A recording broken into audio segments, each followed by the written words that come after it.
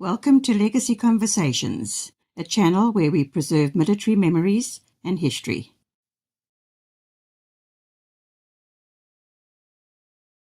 Hello everyone, it's Koos here. I'm excited because today we're back at Saxonwold over the Ditsong Museum in Saxonwold in Johannesburg. And they've got a lot of stuff there, and really guys, the things you've seen on Legacy about that museum is nothing really. It's the tip of the iceberg. You have to go there. You have to actually go there and enjoy what else there is, because I focused on a few things here and there, but there's a lot more. And the entire idea with these videos is for you to actually go there and see. I mean, it's worth 50 rands to entry fee or whatever they charge by the time you look here. You know what? It's not that the guys are taking this money and running off, flying somewhere and watch Formula One race somewhere or anything. No, this money is used to protect our history, and it's a proud history. It's a very proud history. But a lot of people, unfortunately, don't know about it or they don't care. First, I must ask you, please spread the word. If you like this video and you want to get involved at the museum, then please do so, or just spread the word. Take your family there. If you have overseas visitors, take them there, and, do something. Don't just let it slide away and then people complain, oh, look at the state of the museums. Yeah, but what are you doing? What are you doing, mate? Before you complain about anything, let's see what you are doing. But I've been there now a few times because we made several videos, which I'm sure some of them you've seen already and some of them you will still see in the future as they come out. But one of the fascinating ones is 3-2 Battalion. Now, of course, anything about 3-2 Battalion is fascinating because these are different type of soldiers, and we've had many episodes with them. But you can't get enough of them, Every one of them is like worth an episode or even a series on itself. But they created a room, like a museum inside the museum, where you can walk around and you can actually see their display. And they were kind enough to invite us in, and the museum agreed, for which we thank everybody once again. And this is what I saw. This is what they showed me. But before we start, let us just have a word from our sponsor. Sadly, to travel around and to make videos, not only time, it actually costs money. So let us see if we can get involved and find some benefit from the sponsor as well. I've been asked by many people how they can assist the channel. Now, there are various ways. But for now, I want to speak about the Patreons. You can join the Patreons where you support us by donating $5 a month. If you want to do more than $5, of course, you're welcome. But $5 is the minimum. And it's completely free in the sense that if you don't want to carry on with it, you just cancel your subscription, and then the $5 will not be deducted from you anymore. Now, what you get out of it from the Patreons is you see many of the videos you see first, and you have direct access to me. So if you want to talk to me, or you have ideas, or you want to just meet somebody who I have access to, normally through the patrons, we will definitely bend backwards to assist. So it's a good cause, because we need the money to pay for the internet, for equipment, for fuel. When I was in South Africa recently, we drove almost 10,000 kilometers to record all the different museums and aircraft and people and armored vehicles and things like that. And the Patreons are the one who is paying for the fuel by making their donations. Now, there's 100,000 people a month who come to Legacy.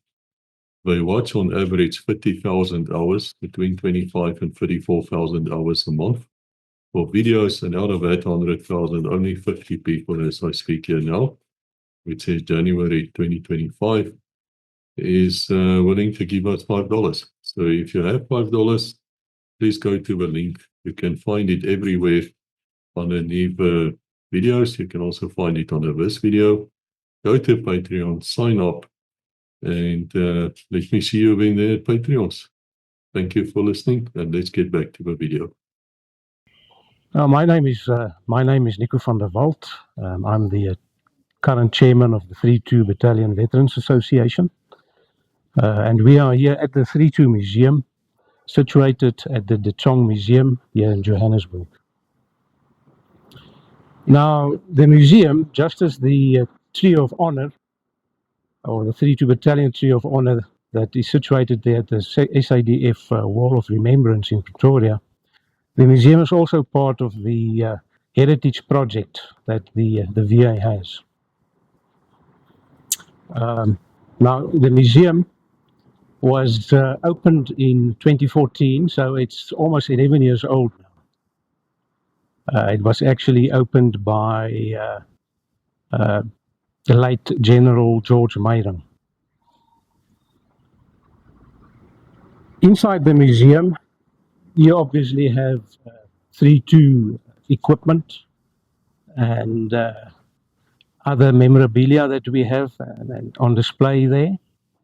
And the idea is to tell those who were not part of the border war or did not know the unit actually a bit more about what 3-2 Battalion was about. We also have here with us the RSM of the VA, Noel Viljoen, and he will be assisting us to show a bit more detail regarding the equipment and the display inside. And everybody is welcome to visit the museum. To visit our museum is free. You just have to pay entrance at the main museum. Okay, good morning. My name is Noel Viljoen. I'm the current Sergeant Major of the 3-2 VA. As Nico said previously, we are at Ditsong War Museum in Saxonwold, Johannesburg. I just want to introduce you to some of the stuff that we have here. This is a replica of the boards that we had in the unit. All over the unit, we had these boards up. We had it remade just to get the message across. You can read on your own language of your choice. This granite plinth that we have here is the stone that was set next to the officers' mess at Buffalo Base. As you can read there, it was opened by General Geldenhuys in 1980, built by Sergeant Major Pep van Sail, started building it, finished by Sergeant Major Ike Ickerman, if I'm not mistaken. It was relocated to Pomfret, and then from Pomfret relocated to here. Okay, yeah, we're inside the museum now. Just for interest's sake, this is how we dressed on operations. This camouflage is our winter camouflage pattern. The net over the face is just for the Mapani flies. Next to it is a puppet that is for parade, the ceremonial dress. Further down the exhibition, we'll show you the summer camouflage. There's a mannequin dressed in the summer camouflage unit. Note the battle jacket is the last version that was issued to the unit, specially designed for the unit and built for the unit. So what we have here is a presentation of the banners, the unit banners, with the different parts of the unit, with the unit battle honors and unit colors in the middle. It's a very interesting story regarding the background of the unit colors. And on the right here, we have the one of the battalions that later the unit was dealt into. That is Ops Group 2, and then with the later Recce Wing banner. As julle wil weet wat die agtergrond is van die eenheidsvaandel, dan dink ek julle moet die museum besoek. Want dit is 'n interessante storieetjie. Hier het ons 'n mylpaal langs die pad gestaan het, sogenaamde padpredikant, wat die manne gesluk het, as ek dit reg het tydens operasie Protea. Ons het hom nou oorgeverf en reggemaak, maar dit was op die hoofpad tussen Zangongo en Gama, wat hulle hom gesluk het. Hierdie Rosades is Villa Rosades wat later nou Zangongo geword het. Ja, en hierso interessant, het ons 'n tipiese battle jacket wat gebruik is deur van die eenheidslede. Nou die geskiedenis van die battle jacket, soos ons dit nou ken, is ook baie interessant en die ontwikkeling daarvan. Dit het eers begin met hierdie webbing wat standaard uitrusting was in die vroeë 70er jare dink ek nog, en toe die soldate agtergekom hulle kort meer mobiele toerusting. En so die battle jacket ook ontwikkel. Hierso is dit natuurlik nog ander battle jackets wat jou die geskiedenis van 32 se ontwikkeling van die battle jacket wys. Maar dit kan die mense hier kom kyk as hulle wil. So dit is alles hier in die museum. Ons het ook die company baniere hierso en heel wat ander items hierso. So ja, en as die mense dalk, of as julle meer sou wou weet oor 32, dan besoek ons webblad. Dit is www.32va.co.za.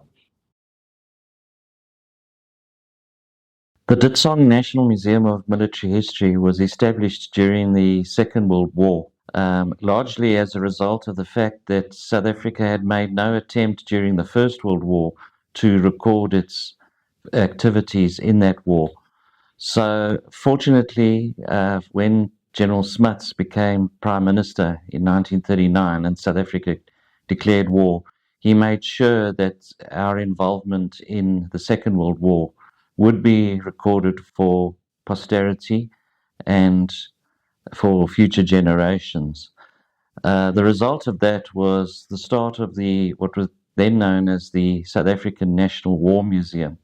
The museum was opened on these premises in August 1947, and at the time of the opening, Smuts said that the museum would serve as a memorial to what was then known as the greatest united effort our country had produced, which was the involvement in the Second World War. He also said that the museum would serve as a warning for future generations that the weapons that they see here must never be used again. Unfortunately, as we all know, that warning has not been heeded. In the early 1970s, the museum became known as the South African National Museum of Military History, and the scope was shifted to the preservation and recording of the entire history of South Africa. So not just the First and Second World Wars, but all wars, all conflicts where South Africans had been involved. In the late 1990s, under the new dispensation, all the national museums were amalgamated, and the 3 national museums in the Gauteng province, this museum and the National Cultural History Museum and the Transvaal Museum, were amalgamated together to form what was then became known as Ditsong Museums of South Africa. And this museum has from then been known as the Ditsong National Museum of Military History, and that is our official name today. We preserve, as has been said, all aspects of South Africa's military history, and the exhibits that you see here at the museum are not here to glorify war. The exhibits are here to show what can be done if necessary, and show that war is a sad thing. People die in warfare. We like to educate people that war is not a good thing at all. But we do acknowledge that people went and served their country. In many cases, they volunteered to do this, and many people paid the supreme sacrifice for their country. And we acknowledge that as well. And as such, the museum is also, we consider it home to all military veterans who have served their country. And many veterans associations such as the Moths, the Memorable Order of Tin Hats, the South African Legion of Military Veterans, and other associations such as the Gunners Association, the SAF Association, and the South African Armour Association also hold their respective commemorations here at the museum as well. The museum is open 7 days a week. The only 2 days that the museum is not open is Good Friday and Christmas Day. Our opening times are from 9 till 4:30 every day, Monday to Sunday. The entrance fee is 50 Rand, subject to change. That's the minimum fee. There are other fees for scholars and for senior citizens. The facilities that we offer here at the museum is basically for everybody, not just for military enthusiasts. We do have a conference center here. We do allow for events to take place, such as conferences, meetings, events. You could have cocktail parties here. We've had many in the past. We also welcome children's birthday parties. They seem to be very popular here. And people are welcome to come with a picnic basket and sit on the lawn and, just take in the atmosphere, the garden, the tranquil surrounds that we have here at the museum. One of our facilities we have here is free parking. We do not charge for parking. The parking is secure as well. We do have full-time security plus security cameras. The museum falls under Ditsong Museums of South Africa has been spoken about. The Ditsong then falls under the Department of Sports, Arts and Culture. Being a government department, funding is not entirely adequate. We do need further donations and support. We do have a building and development trust run by veterans and people who support the museum, and they raise funds to assist various programs that the museum has. We are always looking for volunteers in this regard. Every quarter we have what we call maintenance days at the museum, where people come and help clean the exhibits and do maintenance around the museum. That seems to be very popular with the crowd. We also require support with certain technological aspects, such as maintenance of exhibits. There are times where we don't have the technical capacity to carry out such maintenance. So voluntary support is always welcome here at the museum. We rely as well on donations. They can either be monetary, which would go towards the upkeep of this museum, as well as exhibits. And we look at exhibits that maybe have someone that was very important, medals or uniforms or what have you, or even other things such as badges, photographs, even documentation such as diaries, letters that go into our archives. We do have a library here, one of the most substantial military history libraries in the Southern Hemisphere. It is open during weekdays, during opening hours here at the museum. People are welcome to visit the library or make an appointment to do research in our library as well. As the director of this fine establishment, we welcome everybody here to this museum. I look forward to seeing more and more people coming to learn about our military history and using our facilities. People are always very welcome here. Thank you for watching. Please like, subscribe, and ring the bell to receive notifications.